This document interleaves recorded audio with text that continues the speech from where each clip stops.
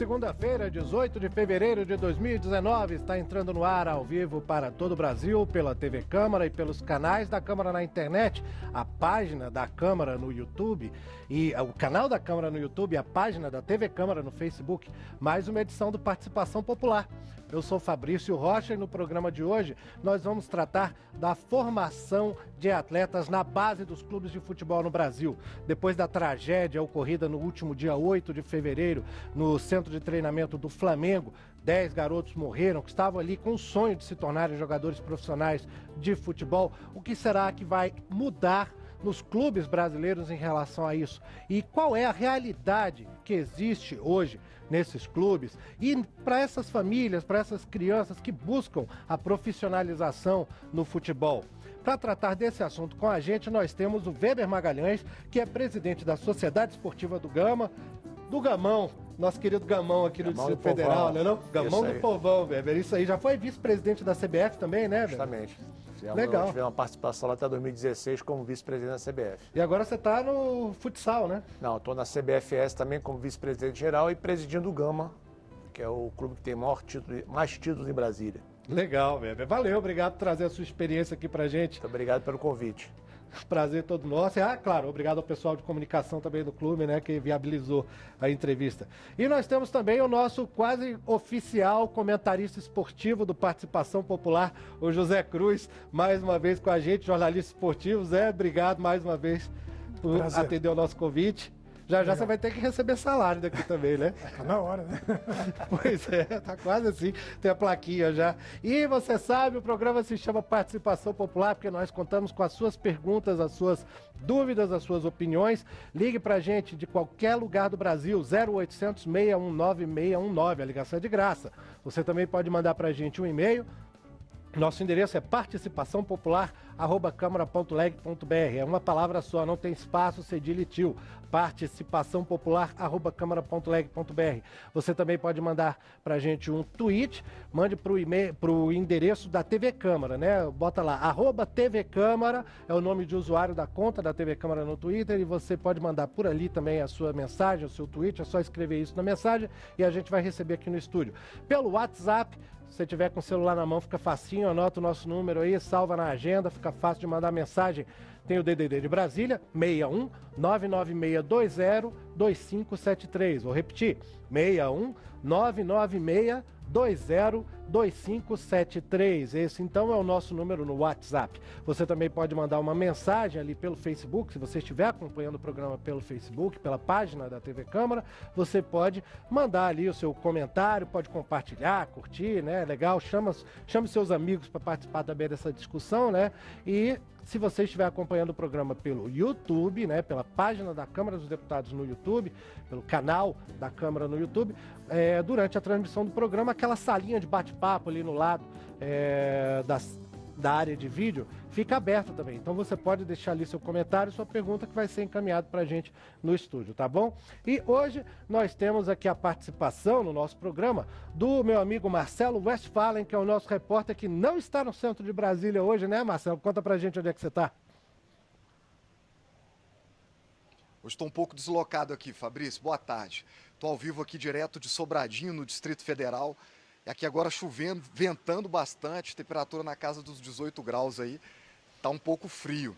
E hoje eu estou aqui na escolinha de formação de atletas, a W10, e a gente vai ouvir alguns personagens aqui de Brasília que estão aí diretamente vinculados à formação de atletas.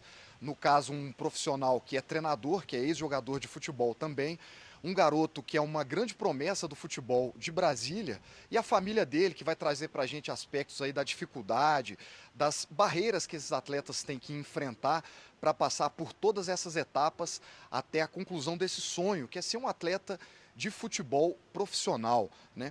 Eu estou aqui com o William, no mundo do futebol ele é conhecido como W10, é um professor aqui de Brasília que já revelou atletas, inclusive de destaque nacional e de destaque até internacional também. E ele vai falar para a gente, William, como é que está hoje a questão da formação de atletas no Brasil? Boa tarde. O que acontece? Hoje a concorrência está muito alta, né? Então, o que nós temos que fazer como escola de base?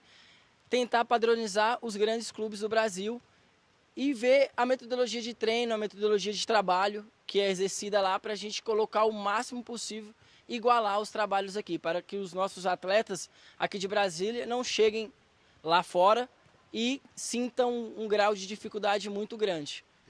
E como é que você está vendo a questão hoje da formação de atletas no Brasil? Nós tivemos esse incidente terrível recentemente do Flamengo, né? Mas já me disseram, inclusive, que o CT do Flamengo tinha condições boas de trabalho para os jovens, apesar de ser um espaço irregular, com algumas adaptações ali que não estavam previstas no projeto inicial, que acabou causando essa grande tragédia, né? Mas que, no geral, a estrutura do Flamengo era boa. Como é que você vê a estrutura das escolinhas de formação de base hoje no Brasil? Nós já revelamos muito mais atletas com nível de qualidade maior, né? O que eu acho que está diminuindo esse nível? Eu acho que os empresários estão tomando muito conta do futebol na base e os clubes estão investindo menos. Uma exceção é o Flamengo, que conseguiu revelar alguns atletas e por isso conseguiu ter um maior investimento na base hoje no futebol carioca. Entendi. Você foi jogador profissional também, passou por alguns clubes de Brasília e também por alguns espaços aí enquanto você estava na formação, quer dizer, como um atleta de base. Como é que foi sua experiência nesse mundo? Você enfrentou muita dificuldade, teve sofrimento, ou foi uma coisa tranquila? Como é que é o processo de formação? A gente sabe que o atleta começa muito jovem, às vezes até com 3, 4 anos de idade o atleta já está iniciando a sua formação, até chegar aos 18 anos, por volta de 18 anos, quando vai haver de verdade a profissionalização. Como é que foi a sua experiência durante esse período? Eu não tive uma base em si muito eficaz. Os meus treinos eram mais na rua, brincadeira ali, brincadeira aqui.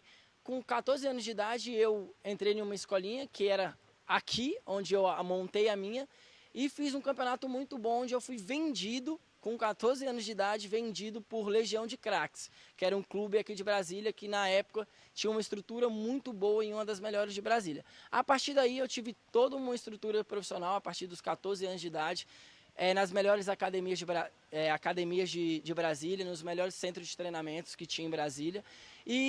Só que teve um porém, eles cobravam muito caro na minha multa rescisória. Um dos motivos de não sair de Brasília foi isso.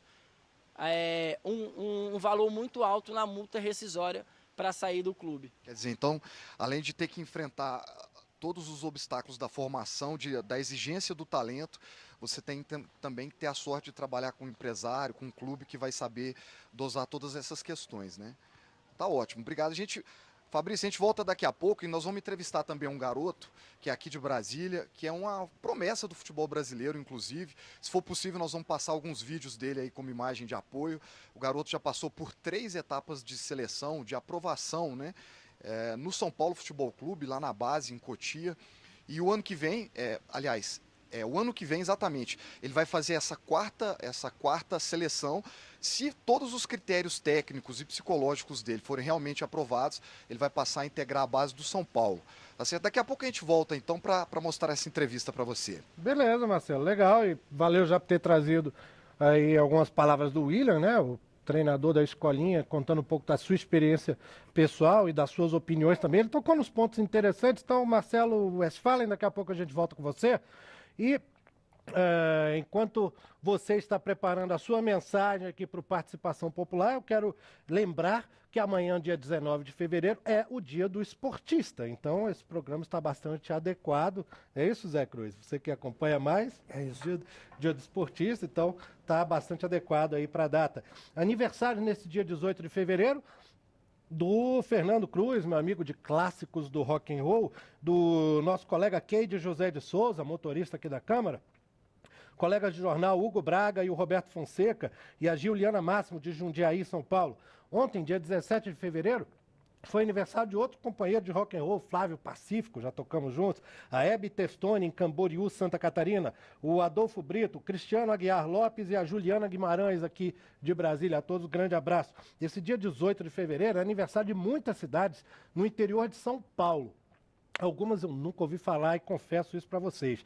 Isso por exemplo, Badibaci. Não conhecia, o diretor do nosso programa é de Tupã, ele conhecia, ele falou assim, eu conheço essa cidade, legal. Cajamar, Cássia dos Coqueiros, Embu das Artes, Colômbia, Luisiânia, Itapevi, Pardinho, Peruíbe, Sagres, Salmourão, Sarutaiá, Itaguaí fazendo aniversário. Em Santa Catarina, Piratuba. No Rio Grande do Sul, Roca Salles. No Paraná, Salto do Lontra. No Amazonas, Ipixuna. E no Rio Grande do Norte, Nízia Floresta. Se você que está com a gente no Participação Popular mora em alguma dessas cidades, mande um abração aí para sua família, para seus vizinhos, seus conterrâneos. Chame para assistir o programa também e mandar suas opiniões, porque o tema hoje é a formação de atletas na base do futebol. Eu vou fazer uma pergunta para os dois convidados, começando aqui pelo Weber Magalhães, que é presidente de um clube, né, do Gama, aqui no Distrito Federal. Weber, depois desse desastre ocorrido lá no Flamengo, né, 10 meninos que morreram no dia 8 de fevereiro, o que deve realmente mudar para os clubes aqui no Brasil? Hoje de manhã eu estava assistindo a Globo News, eu vi uma expressão do comentarista político, o Otávio Guedes, dizendo que aqui no Brasil o poder público, especialmente, é muito surfista de manchete. Quando acontece a tragédia, que se toma alguma atitude, em vez de se fazer algo preventivo. E agora que aconteceu realmente uma tragédia dessa, também houve um incêndio no Bangu, poucos dias depois, né, na escolinha do Bangu. O que deve mudar para os clubes? No caso, o Gama e a sua expectativa em relação aos outros clubes do país. É uma fatalidade isso que aconteceu no Flamengo. É claro que a própria diretoria estava sabendo pelas intimações e pelas atuações que a prefeitura fez ao Flamengo, eles podiam ter acompanhado melhor essa questão das instalações do Ninho do Urubu. Mas realmente é uma fatalidade, porque todas as empresas estão alegando que não tinham essa responsabilidade, que não podia acontecer isso, mas poderiam ter visto. A nossa expectativa é que a própria CBF e a Federação, que dão o certificado de formação, façam a vistoria antes de dar o certificado de formação, tendo umas exigências legais dentro da lei para poder liberar. Porque você estando com a liberação, você já está respaldado, porque ali você está lidando com vidas e principalmente garotos novos, não é isso? No Gama nós não temos um alojamento, o Gama nós temos um CT de treinamento, onde a gente recebe os jogadores, não ficam hospedados e caso seja um jogador que realmente seja diferenciado, nós colocamos em hotel, para que a gente dê a condição para ele no hotel da cidade do Gama, já que o nosso CT tem o esboço de uma construção, mas ainda não terminou. E teremos no futuro esses alojamentos. Mas para ter esse alojamento, precisa, que eu lhe falei, todo um respaldo, Defesa Civil, Bombeiro, Vigilância Sanitária e, além disso, a CBF e a própria Federação têm que dar o certificado para que a gente fique respaldado. A nossa base nós retomamos agora, estava terceirizada e retomamos agora a base do infantil, juvenil e os juniores do Gama. Vocês tinham deixado para uma escolinha fora do clube? Já estava na gestão passada, acabou em março do ano passado, nós resgatamos, fizemos um trabalho com o Sub-15, com o Sub-17, um trabalho até vitorioso, o Sub-15 foi campeão, o Sub-17 chegou nas quartas de finais e agora vamos retomar os juniores, porque o ano passado tivemos essa participação e vamos passar novamente a fazer um trabalho direto nos juniores. Estamos dando todo o apoio, às vezes com participação da família, com passagem, com tratamento dentário, mas o custo é muito alto. Por isso que a gente ainda não teve a condição de ter o nosso próprio centro de treinamento com o alojamento. Mas a gente tem procurado, dentro da medida do possível, dar tranquilidade e esperança para aqueles jogadores que estão hoje disputando com a camisa do Gama. Nessa retomada, muitos meninos apareceram. Fizemos uma peneira, fizemos um trabalho de conscientização das próprias escolinhas do Gama que não tinham oportunidade no infantil e juvenil do Gama. Hoje estão mais próximos da gente. Fizemos uma comissão técnica de professores lá do Gama e com o coordenador técnico, que é o Reinaldo Gueldini, para fazer toda essa transição do trabalho infantil, juvenil e juniores, que é uma responsabilidade muito grande. Mas é, sem dúvida nenhuma, o futuro do clube. É dali que o clube vai poder arrecadar, é dali que o clube vai poder colocar novamente jogadores em todo o setor do Brasil, em todos os clubes brasileiros. Tem uma série de vantagens, né? Que eu espero que a gente até volte nesse assunto, claro, no decorrer do programa, Weber. E você, Zé Cruz, o que você acha que no cenário nacional deve acontecer nos clubes em consequência desse desastre ocorrido no Flamengo? Então, como nós vamos ter quase uma hora de programa, vamos poder debater bastante, eu gostaria só de fazer uma retrospectiva. Essa tragédia no Flamengo, ela não é uma tragédia isolada no esporte. Há outras tragédias em outras modalidades que a gente pode comentar daqui a pouco. Mas só para lembrar ao telespectador que em 2001, ou seja, há 18 anos, um grupo de deputados aqui da Câmara foi à Europa para ver que condições os jogadores que eram transferidos para lá, menores, porque há um grande número de jogadores menores de idade que são transferidos para a Europa, em condições eles estavam atuando lá.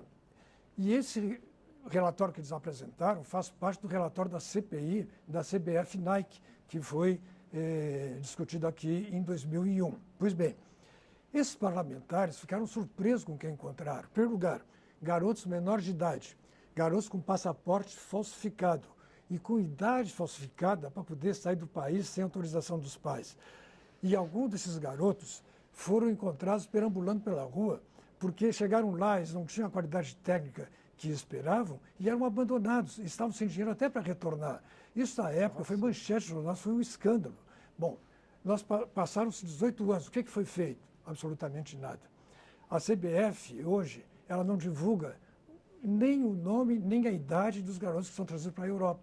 Mas tem esse controle, pelo menos? Imagino que tenha. É difícil porque a transação ela é feita através, inclusive, do Banco Central. Né? Mas há também... Mas quando é da base de 14, 15, 16 anos, não dá porque ele só está registrado no clube, o pai pede a liberação e às vezes a CBF não está ainda no bid da CBF. Aí você não tem como saber que o BID trata do atleta profissional. É isso aí. Mas mas a pergunta é essa, 18 anos depois, que atitude, que providência se tomou para que a gente saiba quem está saindo do Brasil em menor de idade está saindo com a idade verdadeira ou falsificada. Verdade. Então, Ou mesmo o controle sobre as escolinhas, Exatamente. sobre os centros de formação também, né? Até então, sobre nós não isso. temos isso. 18 anos depois, nós não temos ainda esse controle. E Isso nós que é o temos país do futebol, né, Zé o Cruz? país de futebol. E nós temos a Confederação Brasileira de Futebol. E o que o Weber me lembrou, está sendo poupada nesse episódio do Flamengo. E não pode ser poupada, afinal de contas, a CBF é quem dá o certificado de clube formador. Então, ela não pode dizer que deu ao Flamengo o certificado na questão técnica, porque a questão técnica envolve em que condições eles estão sendo recebidos lá no clube. Nós não estamos falando de um clube de VAR, estamos falando do clube de regaças do Flamengo. É, Clube o mais fundado em conhecido do 1911. Brasil, né? É o maior provavelmente. patrimônio esportivo que se tem em torno de torcida. Né? E a CBF dá um certificado para que ele receba aquelas crianças, 14, 15, 16 anos, dos pais. Os pais confiam ao clube aquelas pessoas. E que, de repente, recebem a notícia que eles morreram num incêndio. Então, isso vem demonstrar como a CBF ainda está distante da realidade do futebol brasileiro. Bom, mas é preciso lembrar também que 2 ex-presidentes da CBF não podem sair do Brasil sob pena de serem presos pela Interpol e um terceiro está cumprindo prisão domiciliar nos Estados Unidos por corrupção e lavagem de dinheiro, evasão de divisa, etc., que é o José Maria Marinho. É na mão dessa gente que está o nosso futebol. Não é de surpreender que ocorram essas tragédias assim. Realmente, né? Tem relação essas coisas. Agora, você tocou nesse assunto, né? Do certificado de clube formador. Segundo uma reportagem da Folha de São Paulo, 42 clubes brasileiros têm, sendo que 18 deles são clubes da Série A. É muito complicado? Existem critérios, você sabe dizer, Weber também? São critérios. Quais são os critérios para dar um certificado São critérios desse? importantes para se receber garotos dessa faixa de idade de menor. São exigências grandes. Tem clubes aí que não conseguiram o certificado. Então, são exigências que são... O Gama não tem, né? O Gama não tem, porque o Gama hoje não tem hospedagem, não tem a estrutura própria. Assim que a gente tiver o alojamento, nós vamos pedir esse certificado. Agora, esses são os critérios para se liberar o certificado. Agora, é bem criterioso. O que mais que você exige? Exige você ter o campo em condição, como eu te falei, vigilância sanitária, alojamento em condição, várias situações que você tem que ter obrigação de ter para poder receber esses meninos. Inclusive então, ensino. É verdade, ensino também. Educação. Então, tratamento dentário, toda a condição para o garoto entrar no seu clube e ter a condição que ele saiu da casa dele e está num clube onde tem essa condição de receber. Então, não é um certificado simples. Você vê que poucos clubes, às vezes, Série A são vários clubes da Série A, são 18 que tem, alguns não conseguiram. Agora, tem clubes também que não são de séries que têm o CT e tem a certificação, porque são clubes que fizeram todas as exigências cumpridas dentro do que foi determinado na lei. Só os clubes que têm time profissional que podem ter esse certificado, ou escolinha de futebol também A pode escolinha de pedir? formação pode ter. Também Você, pode. você pode ter. Inclusive, Mas a o- fiscalização é séria, Cruz? Porque você Inclusive, está falando, pô, essa- como é que libera o certificado? Essa questão. Não, e tem um outro problema também, que a gente pouco conversa, mas é bom colocar aqui. Eu conversei com um psicólogo de futebol, de esportes, futebol especificamente, há uns 5 ou 6 anos, ainda quando eu estava na reportagem. E um dos maiores problemas que as escolinhas enfrentam é o dia em que tem a dispensa. Então, alguém tem que dizer para aquele que chegou lá com a expectativa de ser um craque, de melhorar sua ascensão social, de a qualidade de vida dos seus familiares, a própria família apostando que ele ia se tornar um craque, alguém tem que dizer para ele, olha, você vai ser dispensado. Ele volta para casa decepcionado, criticado pelos coleguinhas dele. Pois é, eu Então, ia até perguntar isso cria mesmo. um Assim, se problema existe muito alguma coisa sério. de acompanhar os meninos que são dispensados, que não Exatamente. passam na peneira, E o psicólogo- o impacto que isso causa para o E garoto, o né? psicólogo falou isso, olha, eu tenho aqui no meu consultório, ele era do Esporte Clube Bahia, esse psicólogo, uma reportagem publicada no Correio Brasilense. Ele disse assim, eu tenho aqui no meu consultório caixas de lenço, porque no dia que eu digo para ele que ele vai embora, quando ele é avisado que ele vem conversar comigo, ele já sabe que alguma coisa, alguma tragédia vai acontecer. E a tragédia é mandar um garoto de 14, 15 anos para casa dizendo, você não serve para futebol. Então, esse é um problema que não... E o que acontece depois, quando ele chega em casa, famílias pobres? O que acontece com esses garotos assim? Então, a gente pode estar criando um outro problema social paralelo àquela expectativa de que ele seria um craque famoso, etc. Isso Por não é isso- acompanhado, né? por isso que a a Lei Pelé família- até estabelece obrigações de assistência social aos clubes formadores, não é? Por Mas isso que a será família tá tem que estar envolvido isso? atuando muito, porque é muito difícil. Você recebe uma gama de jogadores e você faz o trabalho, além de selecionar, você seleciona 20 a 30 jogadores, mas você vai trabalhar com 20. Esses outros 10, você, de repente, no seu clube não tem oportunidade, mas ele pode ter oportunidade de outro. O Cafu passou por 15 clubes e depois chegou a disputar 4 Copas do E Mundo. levantar a taça. É segundo verdade. dela, Então, né? eu acho que a família, nesse momento, e o clube, quando vai dispensar o goleiro, você tem que, olha, aqui não teve condições, você tem a oportunidade de outros, até tentar que ele vá para outros clubes, abrir a porta, porque tem clubes de menor condições que ele possa estar jogando. Como sempre eu fiz, quando os pais vinham me pedir, ó, eu queria uma condição melhor para o meu filho, pô, eu queria levar ele para o Flamengo. Eu falei, não leva para o Flamengo não, porque no Flamengo vai ter 200, 300 brigando. Leva para o Bangu, para o Olaria, que tem menos jogadores e ele, sendo aproveitado lá, ele vai jogar contra o Flamengo. Se for bem, o Flamengo vai chamar ele. Mas é muito difícil você conduzir todo esse processo. São muitos meninos, a demanda é grande, o sonho é muito grande. Então você tem que primeiro tratar com carinho, com atenção. E quando for dispensar, lá no Gama, por exemplo, esse ano, quando nós formamos o Sub-15, o Sub-17, alguns foram dispensados. Mas foi conversado, tinha um coordenador, olha, não teve oportunidade aqui, você pode ter oportunidade de outro clube. Tudo tem que ser na conversa. E a família tem que estar presente junto ao menino para saber realmente o que está acontecendo. E o pior de tudo é, às vezes, o garoto chega lá sem um pai, sem uma mãe, como tinha jogadores lá, que o pai estava preso, a mãe abandonou, morava com a avó, a família desestruturada, e o menino conseguiu vingar, conseguiu jogar, mas até você conseguir colocar esse menino numa condição boa, perfeita para atuar, é muito difícil. Você tem que ter realmente um trabalho de carinho, de atenção, porque a coisa não é fácil, não. Demais. Você demanda com a família, demanda com o pai, com a mãe. Alguns pais atrapalham a carreira, outros ajudam. Então, é uma coisa Como muito é que é difícil. isso? Como é que isso se dá? Tem pais que acham que o filho tem vaga ali, briga por aquilo, e às vezes não tem a condição de estar jogando no clube naquele momento, tem outro que está superior a ele. Então você tem que lidar com muita frieza, com muita paciência, para você não criar uma animosidade com o pai que está levando o filho e não decepcionar o garoto. É muito difícil. E tem a carga psicológica colocada sobre o garoto, né? É verdade. Porque ele chega lá de uma família pobre, a família tem expectativa de que ele vai ter um bom contrato. Pelo menos quando ele chegar nos 15, 16 anos, já começar a assinar os seus primeiros contratos lá. E se ele não dá certo? Ele volta para casa como um fracassado. A família está dependendo do salário dele. Ocorre isso muito na corrida de rua, por exemplo. Tem gente que se coloca muito a carga em cima do corredor, né? Que ele tem que ganhar, porque se ele não ganha, ele não vai ao pódio, ele não ganha o prêmio. Então, ele mesmo, o próprio corredor, já bota a carga sobre ele, que ele precisa vencer. E ele está lá com seus problemas de lesões, etc., recuperação, correu domingo passado 42 quilômetros, agora vai correr mais 42. E o garoto é a mesma coisa, ele está lá no campo treinando, imaginando lá em casa, estão dependendo de mim, eu tenho que dar certo aqui. Então, ele perde o sono e tal.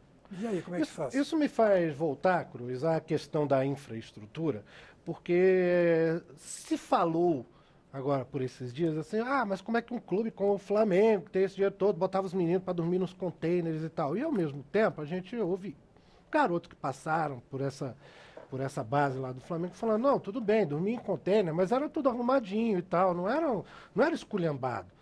Né? Essa situação dos meninos faz com que a exigência de estrutura seja reduzida por parte deles, assim, eles aceitem qualquer porcaria. E eu não estou falando que no caso do Flamengo era porcaria, mas eu fico imaginando em escolinhas e centros de treinamento de outros lugares, porque eixo Rio-São Paulo é um assunto à parte. E a gente ainda vai falar disso aqui, eu espero. Mas em outros lugares do país, será que as condições de alojamento, de treinamento, não são muito piores? E mesmo assim os garotos aceitam porque existe essa expectativa, essa esperança de chegar lá? Então, lá no Flamengo, especificamente, eu acho que existiam duas referências, entende? A primeira é que lá no Ninho do Urubu, os atletas profissionais é um luxo. As instalações dos atletas profissionais é de primeiro mundo, é de primeira grandeza. Entende? E eles estavam treinando na parte da frente, então eles conheciam qual era a realidade para de trás. Eles estavam sonhando um dia chegar lá. Então, eles tinham aquele objetivo de chegar lá. Agora, como eles não têm visibilidade na TV ainda, então os tratam de forma menor. Entende? Então, ao contrário do luxo que os profissionais já detêm, eles podiam dormir em instalações mais simples e com riscos até de perder a vida, como aconteceu. Então, essa é a realidade. Agora, no Santos, que é uma das referências que eu tenho, por exemplo, onde tem a Escola dos Meninos da Vila, tem um garoto aqui de Brasília, da Ceilândia, aliás, que motivou essa reportagem do psicólogo que eu falei, que também é uma instalação lá, a obrigatoriedade do ensino de acompanhamento de professores, até do idioma estrangeiro, eles têm. Agora, como tu diz assim, e nos demais estados o que acontece? Norte e Nordeste, que são estados mais pobres, né, clubes mais pobres, né, o que acontece por lá? Quem fiscaliza? Essa é a questão. Então, muitas vezes pergunta, o Estado não impõe, mas é que o futebol é uma atividade privada. O Estado não pode ficar deliberando sobre a atividade privada. Então, compete à CBF. Agora, quando acontece a tragédia, como aconteceu agora, né, em que o Estado se resolveu porque não era da responsabilidade dele, era do clube privado, nós não temos até hoje, 15 dias depois da tragédia, nenhum responsável. E ninguém foi preso. E morreram 10 garotos. 10 garotos morreram. A família ficou privada, a família entregou ele ao clube e eles não voltaram mais para casa. E ninguém responde por isso. Tudo, ao contrário, todos se eximem. Ninguém. E a CBF se coloca como vítima. E a CBF não é citada nesse caso. E logo ela que dá o certificado para que possa o clube funcionar como formador de atletas. Acho que é muito oportuno você trazer essa cobrança para esse programa. Agora, o que você falou acontece muito no país. Vários clubes não têm o certificado e vários ambientes que os jogadores ficam, realmente são ambientes ruins para a condição de você receber os atletas. Mas também tem atletas que aquilo é a única solução para ele. Sim. E dentro daquilo é melhor até que a casa deles. Com certeza. Porque muitos deles ali não têm condição, às vezes, de ter uma alimentação em casa.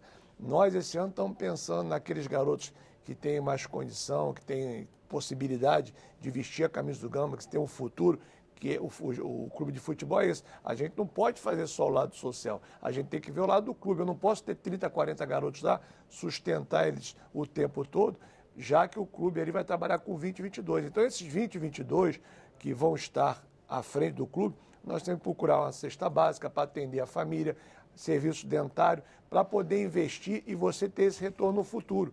Então, é muito difícil, às vezes, você ter no seu clube a condição de poder receber eles à altura de dar esse tratamento para ele, porque muitos deles é ali que vai se alimentar, é o café da manhã que o clube vai dar, é o almoço que o clube vai dar, que de repente é a alimentação deles.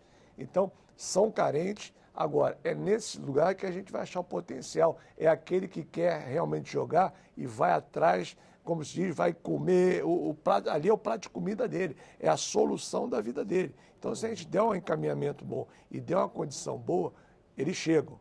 Então, agora, tem muitos clubes que não têm a condição de poder fazer o que o Flamengo faz, o que o São Paulo faz, o Cruzeiro, um Atlético Paranaense que é sensacional. Vários clubes têm condições de fazer realmente esse trabalho.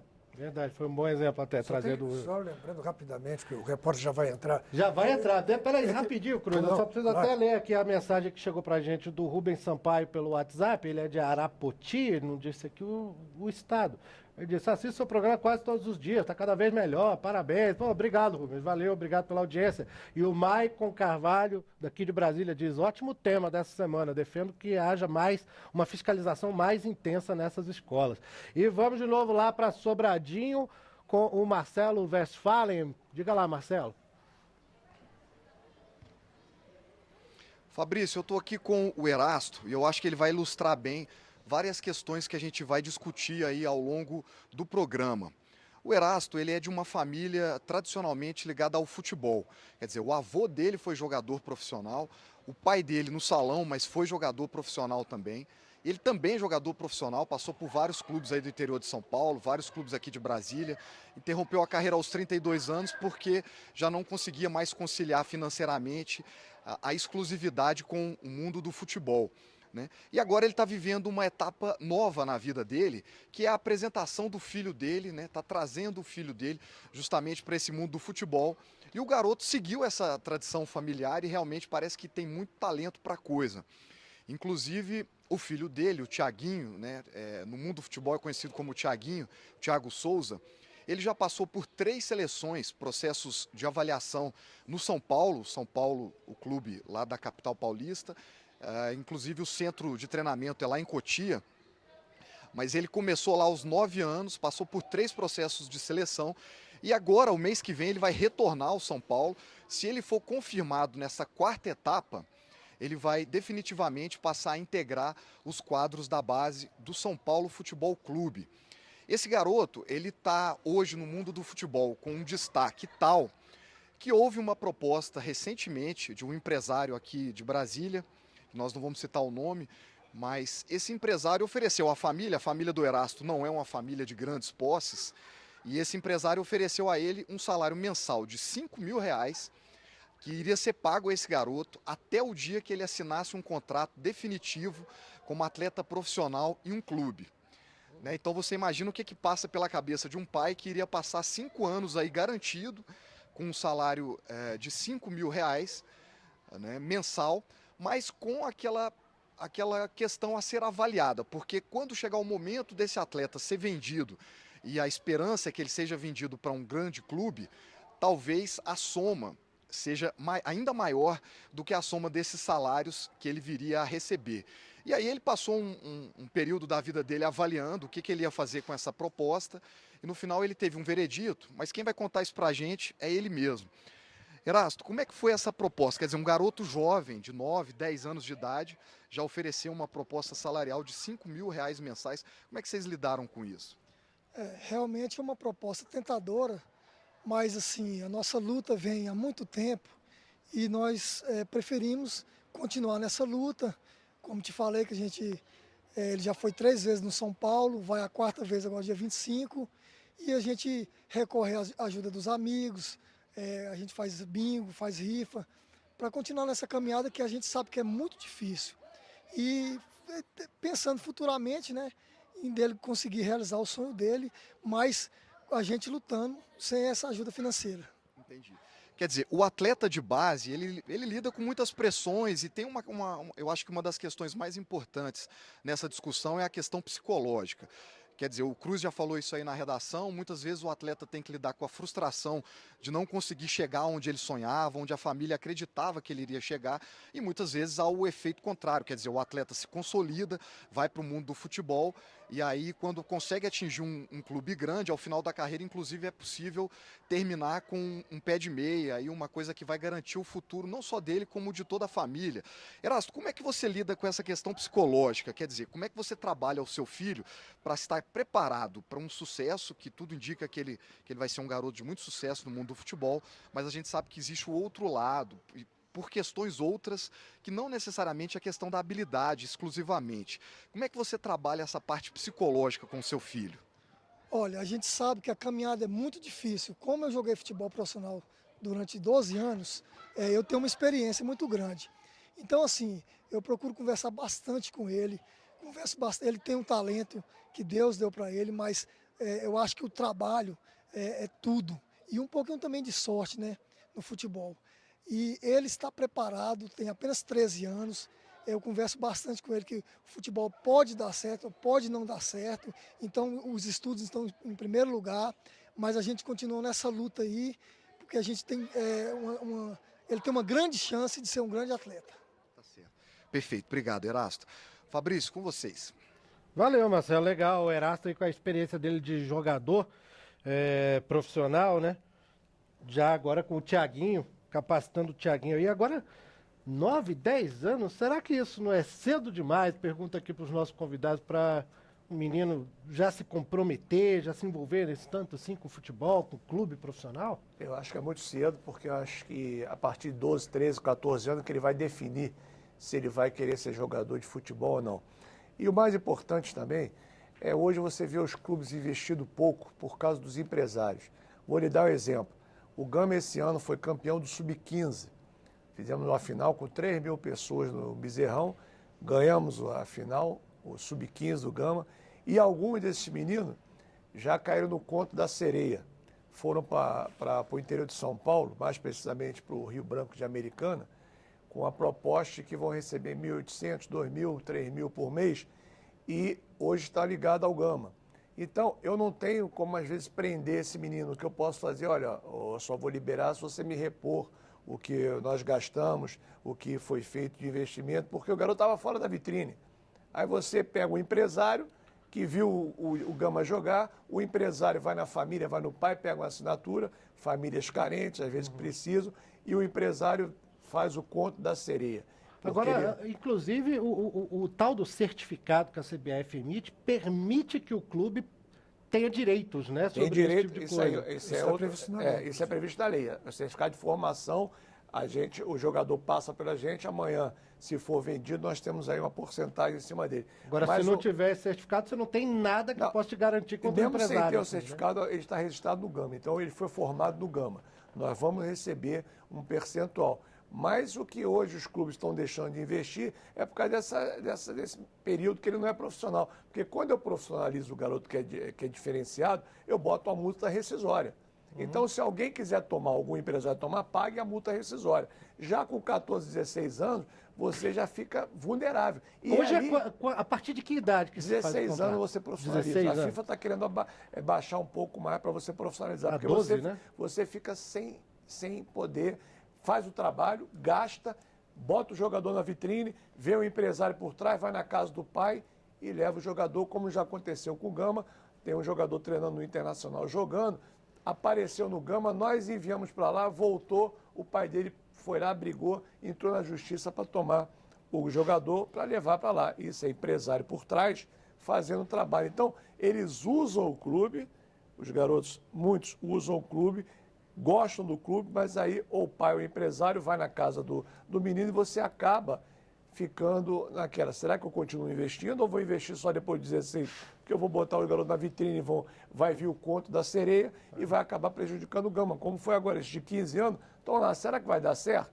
Podendo ficar aqui, está integrado ao juvenil agora, podendo estar disputando e seguir uma carreira, como vários de Brasília seguiram, como é o próprio Emerson, que está jogando hoje na zaga do Gama, que saiu da base do Gama e foi para grandes clubes, como outros clubes, outros jogadores também, o Sandro da seleção brasileira que passou pelo Gama, recebemos o percentual dele, qualquer transação que é feita com ele, mas hoje essa questão do empresariado é muito complicado. Zé Cruz queria comentar, né? Não, só concluindo rapidamente o assunto anterior sobre alojamentos, etc. Aqui na Câmara tem o deputado Afonso Ram, que foi goleiro do Grêmio Esportivo Brasil. E ele se orgulha de dizer que ele dormia, né, embaixo da arquibancada do Grêmio Esportivo Brasil, lá de Pelotas.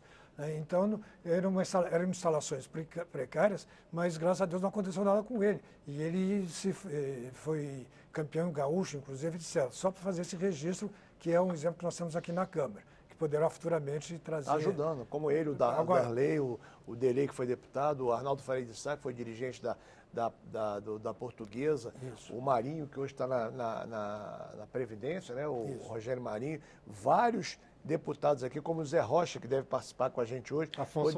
Afonso Ram poderia rever essa questão da Lei Pelé, e principalmente para dar garantia ao clube formador. E ele que é ligado ao Vitória, que revela grandes jogadores a nível nacional. Daqui a pouco a gente vai falar com ele, né? Alguns comentários também chegando aqui pra gente. 0800 619 619, o seu Valdomiro Trento, lá de Santos, espectador assíduo do Participação, mandou pra gente aqui: a prática de qualquer esporte melhora a saúde e também as relações humanas. Sempre que houver loteamentos em municípios, seria interessante que mais áreas públicas fossem reservadas para esportes de várzeas. Tá aí a sugestão do Valdomiro Trento. É até interessante aqui para ser debatida no Congresso Nacional. A Ale Franca mandou pra gente via Facebook: tem que ser fiscalizado. Muitos garotos acabam indo pro futebol para ter um lugar para dormir, comer e o sonho de sustentar a família. Não podem deixar os estudos, como muitos acabam largando. Bom, nós temos aqui no Skype agora, no Participação Popular, uma participação bastante especial, que é do Roberto Barraco, que é consultor esporte e entretenimento, também é advogado. É isso mesmo, né, Roberto? Tá ouvindo bem a gente? Isso. Tô ouvindo bem vocês me ouvem bem? Legal, Roberto. Valeu, obrigado por aceitar o nosso convite em cima da hora para entrar no Participação Popular, que a gente viu um artigo seu sobre o assunto. Alguns artigos, parece que você escreve regularmente sobre isso, né? E a gente está aqui entrando na discussão exatamente dos direitos que existem ali entre clube, jogador, né? Essa questão. É a Lei Pelé que determina muito desses direitos e obrigações aqui no Brasil, não é? E o que falta nela, na sua opinião? O que deveria ficar mais claro? Fala, Fabrício. Então, a gente tem dois caminhos diferentes quando a gente pensa em regulamentação do esporte, principalmente do futebol aqui no Brasil. O primeiro, é claro, que vai ser vistado pela Lei Pelé, que põe alguns requisitos básicos legais, como a gente tem na Lei Pelé, como o próprio Weber falou bastante agora. Além dessa parte que a gente tem de Lei Pelé, a gente também tem os regulamentos da própria CBF e das federações. E aí, nesse ponto, que entra o certificado de clube formador, e além do certificado de clube formador, a licença de clubes, que também é da CBF. Vocês queriam falar? Eu gostaria só, já que falar de CBF também, que a CBF é que credencia esses agentes, né, esses procuradores que vão aos campos para ver quem são os talentos. Quem credencia é a CBF. Então, o olheiro. O olheiro. Então agora, tem olheiro profissional credenciado. Tem olheiro profissional que são credenciados para poder fazer controles, etc. Agora, esses os agentes FIFA. Agora, esse exemplo que antecedeu do garoto aqui de Brasília que está para ir para São Paulo, em que o pai está resistível a receber R$5.000, é um país perto, porque ele deve ter lido o contrato. O agente não vai dar os 5 mil por mês lá para o garoto, para a família. Quem sabe a família nem receba isso por mês de seu salário. Então, já é um dinheiro expressivo para a família. Não vai dar exclusivamente o dinheiro. Deve ter alguma exigência por trás. O que vai acontecer se o garoto, quando assinar o primeiro contrato, quanto por cento esse agente vai ficar para ele, em prejuízo do próprio jogador de futebol? É isso que acontece hoje em dia. Então, pode nos explicar melhor sobre isso. Barraco, o que entra no direito aí, o que pode, o que não pode, isso não seria abusivo? Bom, às vezes a gente tem toda essa ideia de que pela lei a gente vai ter tudo regulado, tudo bonitinho, e é o que vai acontecer na prática. A lei, ela proíbe, em tese, que os intermediários recebam qualquer valor referente a qualquer contrato que um menor de idade tenha. Agora, como a gente vê, não é bem isso que acontece na prática. É difícil a gente até regulamentar de uma maneira proibitiva qualquer coisa. A gente, quando regula dessa maneira e escolhe esse caminho, eu acredito que a gente começa a colocar as coisas mais para debaixo do pano. Fica cada vez mais difícil ver como funciona o mercado e ver como a gente pode melhorar esse mercado. Às vezes o excesso de regulação acaba saindo da realidade, né, Barraco? Agora, uma outra coisa que eu li a respeito dessa ligação do direito com o futebol da base ali, uma questão que é levantada por alguns especialistas da área, é de que muitas vezes cria-se uma situação de afastamento de um menor da sua família. E isso, pela lei brasileira, pelo Estatuto da Criança e do Adolescente, é uma situação muito excepcional, que precisa de um tratamento especial.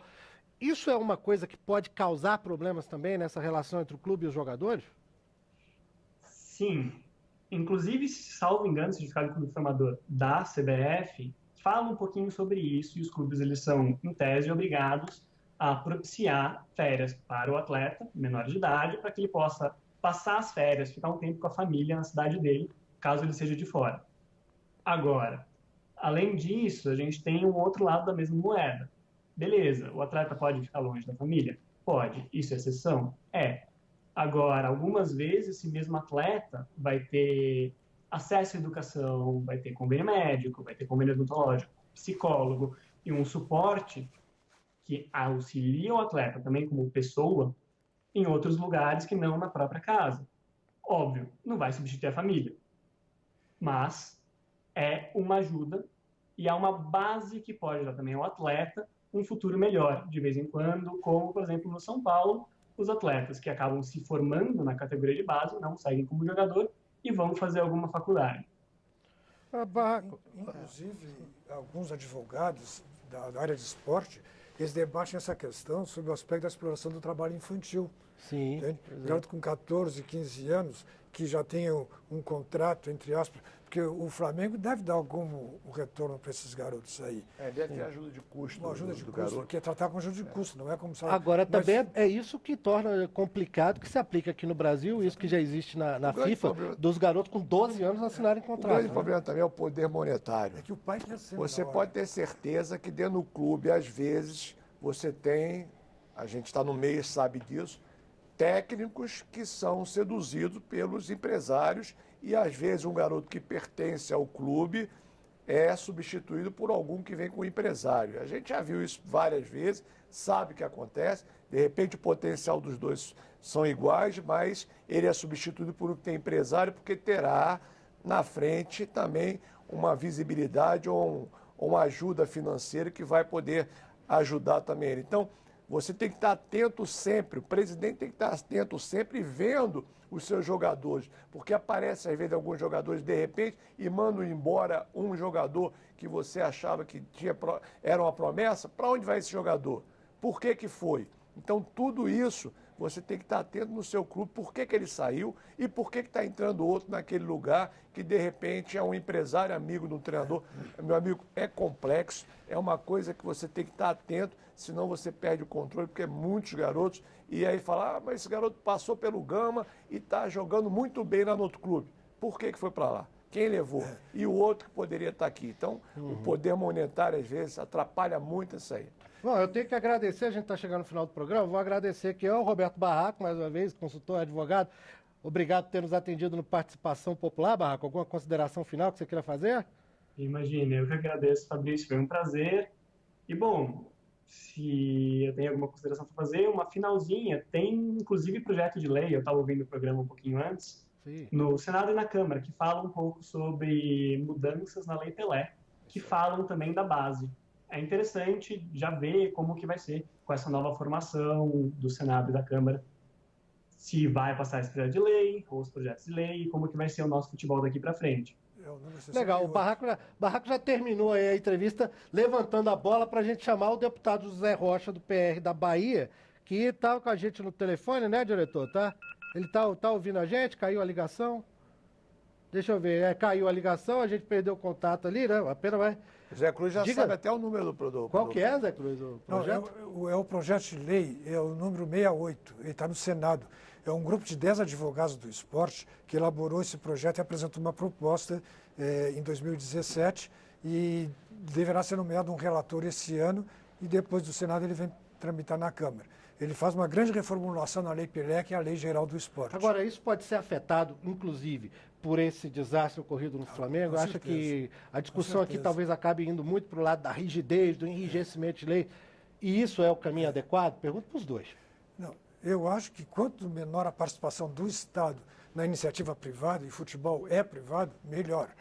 Até porque tem as legislações específicas. A legislação trabalhista, por exemplo, pode cuidar das relações de trabalho entre atleta e clube. Então não precisa ter o Estado não precisa dizer agora como é que o clube deve agir. Entende? Mas quem vai decidir isso são as excelências do Senado e da Câmara. O problema grande que existe não é de legislação, mas de fiscalização, muitas vezes. É norma, né? Criar sua norma para se dar o certificado e essas normas vai passar pelo Estado, pela Defesa Civil, pelo Bombeiro, Vigilância Sanitária. Deu tudo ok? Olha, tem isso aí tudo, tem condições, o certificado é emitido. Agora, o que nós estamos tratando aqui é de menores, de crianças, de pessoas de 13, 14, 15 anos que já estão sofrendo assédio, inclusive com possibilidade de ganhos, né? Que não se sabe o que esse contrato contém, que pode ser até uma exploração para o futuro profissional deles. São crianças que psicologicamente sofrem uma pressão muito grande da família, inclusive, e depois pode sofrer uma pressão maior quando são dispensados. E, enfim, quem regula essa situação toda? Nós estamos tratando de criança, não é de atleta profissional, de craque, de seleção brasileira. Eu até lembrei antes do programa da nossa reunião aqui, que eu já vi alguns casos desses fora da área de esporte, né? No caso de música, por exemplo, coisa que não é do tempo de vocês, a Vanderleia e a Rita Pavone, por exemplo, cantoras que assinaram o contrato muito cedo e depois se viram exploradas, né? Até se viram com essa situação. Agora, ô Cruz, você que acompanha mais essa coisa, eu queria te perguntar, se a gente está discutindo futebol, que é o esporte do país, né? E o Brasil é o país do futebol aos olhos do mundo. Como é que é essa questão de formação de base com outros esportes aqui, como basquete, vôlei, atletismo, em que a gente sabe que as condições são muito piores? Então, de fato, a gente fala muito do futebol porque é o nosso patrimônio maior do esporte e até porque ocorreu essa tragédia agora com o Flamengo, né? Então, mas nas demais modalidades, nós temos as outras tragédias também, que é a questão do assédio sexual, por exemplo, de menores. Né? Nós tivemos casos, escândalos revelados ginástica, né? Na Europa e que veio aqui no Brasil repercutir. E nós tivemos os nossos casos também na ginástica e em outras modalidades também, aos poucos, principalmente as mulheres vão tendo, hoje já adultas, né? Algumas até já fora de competição, que têm a coragem de fazer as suas denúncias e mostrar o que são os bastidores do esporte nas demais modalidades, né? No judô, no basquete, no vôlei, na natação, na ginástica, etc. Não só meninos, meninos também, menores, a ginástica principalmente, porque na ginástica o garoto começa com 6, 7, 8 anos de idade, tem que começar cedo, né? Então, e os pais deixam ali, né? Confiam ali. Se tornam muito mais vulneráveis ao assédio de técnicos inescrupulosos. Então, essa é uma outra tragédia que acontece no esporte e que nós só acompanhamos quando um caso muito escandaloso vem à tona. Do contrário, passa despercebido da grande imprensa. Prejudica e cria um trauma eternamente para esses atletas. Você vê como porque às vezes não é uma tragédia nacional, mas é uma tragédia pessoal. É verdade. Para aquela pessoa, aquilo ali foi como o Cruz falou, depois de ter parado de participar do esporte, ela vai fazer a denúncia, ou ele vai fazer a denúncia. Então você vê, ele passou a vida toda com aquilo dentro dele, o que houve dentro do treinamento, o que houve de abuso, e foi... Será que prejudicou? Será que ajudou? Será que... Entendeu? Então é complicado. A ajuda não tem nenhuma, uma questão dessa não tem nenhuma. Como acontece no futebol na base. Na base nós temos que ter um cuidado muito grande por causa dessa questão de assédio. No próprio futebol masculino, futebol feminino, tem que estar em cima, tem que estar de olho, e a família a gente alerta. Ao pai, à mãe, acompanhe, veja onde seus filhos estão indo, veja com quem eles estão treinando, veja a história do clube, veja a história do treinador, para evitar que aconteça isso. Bom, vamos de novo lá para Sobradinho, rapidinho aqui com Marcelo Westphalen. Estamos chegando no final do programa, Marcelo. O que é que você traz aí para gente? Exato, Fabrício. Estou de volta aqui da W10, Formação de Atletas em Sobradinho, e eu vou conversar com o Erasto. Erasto? Isso. Exato. E a questão é o seguinte, Fabrício, o filho dele, o Thiago Souza, que é um jogador aqui de Brasília, que está nesse processo de se profissionalizar, de seguir na carreira, ele é amigo de um dos garotos que joga na base do Flamengo e, por coincidência, não estava no centro de treinamento no dia do fatídico ocorrido.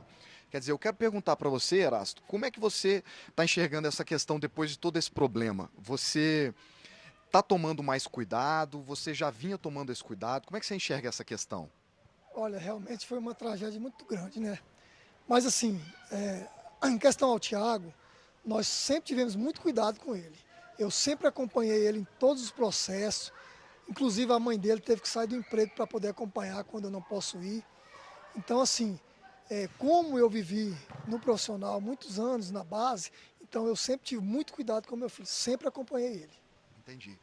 Fabrício, o Thiaguinho, ele é atleta aqui da W10, Centro de Formação de Atletas, mas na expectativa dele esse período está chegando ao fim.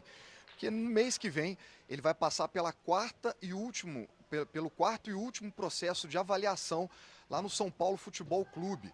Se ele for confirmado nesta quarta e última avaliação, aí sim ele vai poder passar a integrar os quadros do São Paulo. E é claro que o garoto está com 13 anos agora, ele é pura expectativa, puro sonho, né? Thiaguinho, como é que você enxerga a sua vida nos próximos anos?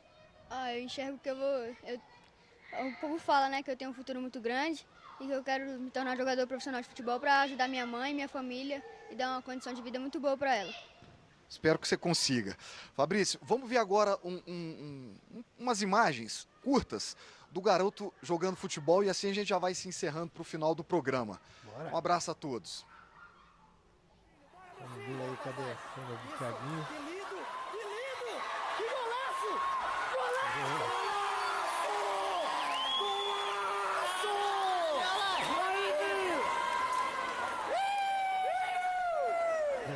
Né? Valeu, moleque! Olha o tamanho dos meninos, né? Teve mais, hein? Teve mais, não. Tá bom já.